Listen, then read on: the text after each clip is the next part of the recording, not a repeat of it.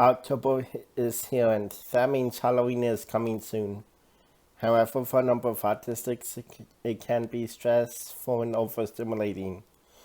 I'm JP, your host of the Autism Storm, and join me as I break down how to make Halloween more friendly and comfortable for autistics.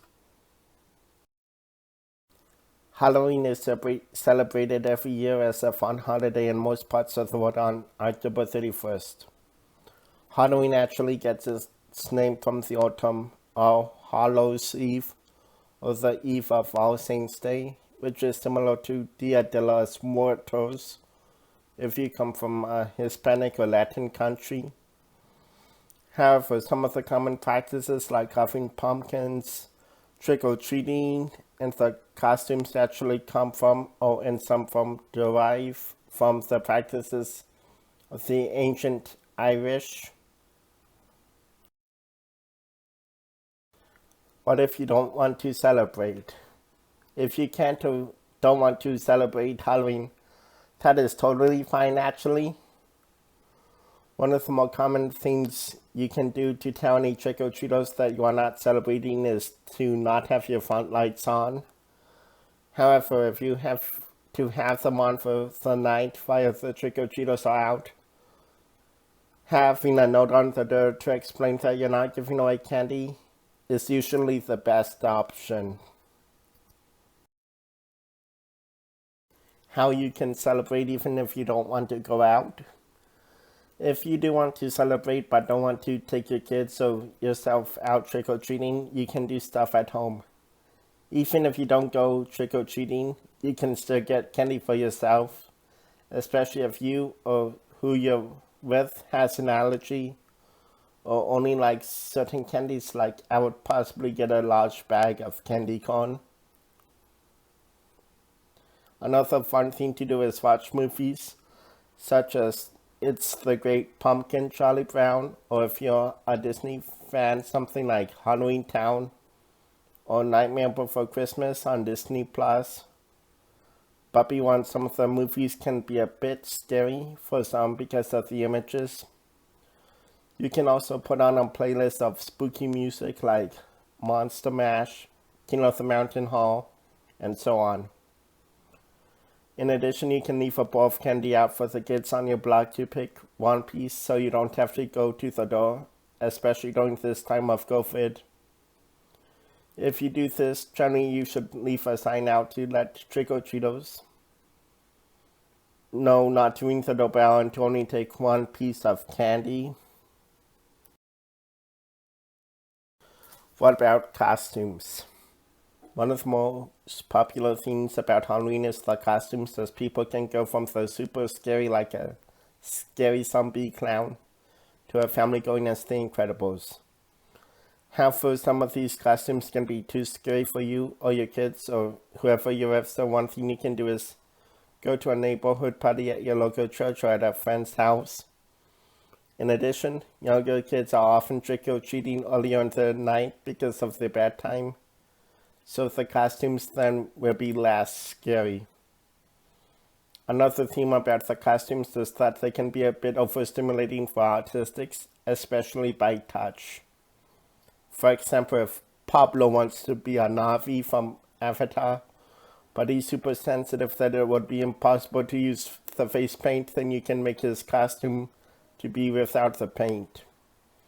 Or you have Joey who wants to be Chewbacca, but he's sensitive to fur. Maybe use a different type of material for his costume in order to keep into consideration his sensory processing. Or if Nat wants to be Kylo Ren, but has problem with masks, then you can find a way to do the costume without the mask. Don't forget trick-or-treating. Ah yes, probably the biggest thing is trick-or-treating. However, there are some things to consider when trick-or-treating. The first biggest thing is to go in a group for safety reasons. Safety is a big concern on Halloween for trick-or-treaters, as it's dark outside, so it is harder to see people, especially in costumes. Plus, going solo in the dark is not really safe. When you ring the doorbell, it is okay not to say trick or treat, especially if you are uncomfortable or unable to say it. Then you can hold out your bag to show that you're asking for a treat. And if you're giving out the candy, you should give out the candy to those who come to your door, even older teens and adults, and even if they don't say trick or treat. Another thing about trick or treating is how to carry the candy and other goodies. One of the biggest strands that you might want to avoid is the blue pumpkin if autistic. The reason to avoid it is that it may make autistics a target. Also, it was started as a response to the teal pumpkin, which signaled that the person was going to respect food allergies. However, when it is dark and even when night, it is hard to distinguish between teal and blue. What you can use instead can vary from something like a bag from the grocery store, a plastic pumpkin that's not blue, or even go really old school with a pillowcase, hopefully without holes.